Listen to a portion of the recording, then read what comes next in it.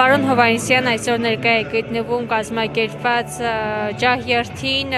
դեպի Ծիծեռնակաբերդ, նախ կխնդրեմ օրվա խորհրդին անդրադառնաք, ինչ խորհուրդ ունի այն, ինչ է հուշում հայոց ցեղասպանությունը 110 տարի անց մեզ։ Ես այսպես նայում եմ հույս ունենալով, որ ժողովրդի թիվը ավելի մեծ կլինի, որտեղ այդ բոլորիս ցավն է։ Այստեղ չկա մեկը, որը այսպես այդ ցավի կրողը չլինի։ Մեկի տատը, մեկի պապը, մեկի այսպես անցյալները բոլորին առանց բացառության կոդորվել են։ Հուսանք, որ ամեն անգամ այս ցավին այսպես հանդիպելով կմիավորվենք մի օր միգուցե էլի, որպես ժողովուրդ։ Ես օրինակ այսպես որ նայում եմ վրեժի ցանկություն եմ առաջանում մոտս, ասում եմ կգա մի օր ես վրեժը կլուծեմ։ Այն դաժան պատմությունները, որ լսել եմ իմ նախնիներից, իմ պապերից, իմ տատիկներից, վրեժը ավելանում անդադի մեջ, աղջիկ։ Ինչ եք լսել ձեր տատիկից, պապիկից, որևէ բան կհիշեք այս պահին։ Այսպես անվերջ ցավի զգացողությունով միջև վերջի այդպես անվերջ պատմություններ էին անում, այդ գազաների, դաժանությունների վերաբերյալ, անդադ ցավի մեջ էին, անդադ, այդպես ես չեմ հիշում, որ մի ակնթարթ, որ այդպես չգային դրան, այդ թեմաներին, լավ աղջիկ, այդպես։ Որտեղից էին գաղթել։ Մենք Քսասունից ենք, մերոնք Քսասունից են գաղթել։ Հիմի չգիտեմ, եթե մեր ժողովուրդը ուշքի չգա, ես մտածում եմ, որ սա առիթ է նաև միավորվելու,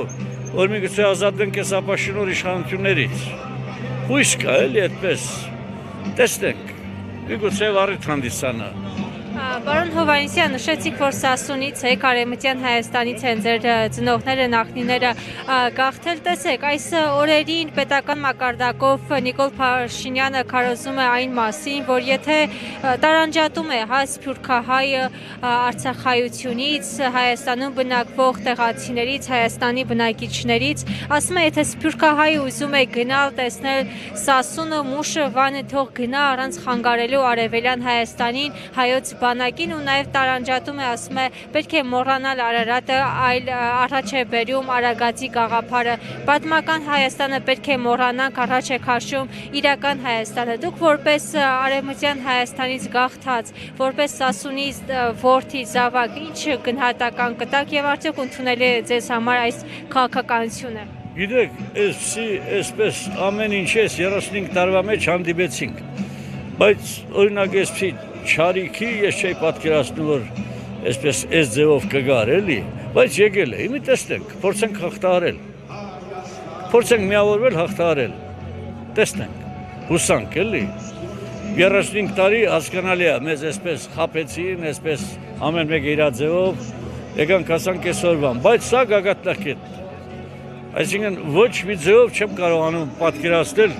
ինչ որ սրա թեմաների մեջ տեղավորվենք կամ ընկալման ոչ մի ձև չեն թողնում, պետք է ազատվենք սրանցից։ Պարոն Հովհաննիսյան, նաև այս օրերին քննարկվում է խաղաղության պայմանագիր կոչվածը եւ Թուրքիան պնդում է, որ մինչև չկարգավորվի հայ-ադրբեջանական հարաբերությունները, մինչև չկնքվի խաղաղության պայմանագիրը, երբեք չի կնքվելու,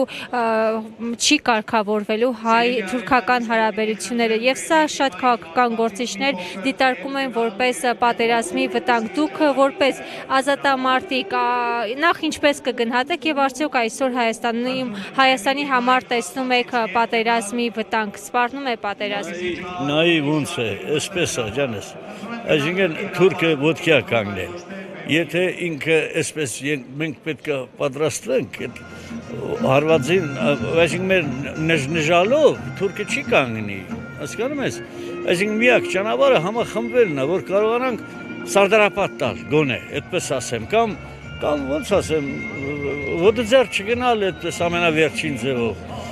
մեզ միավորվել է պետք, իսկ սա չի թողնում, սա չգիտեմ,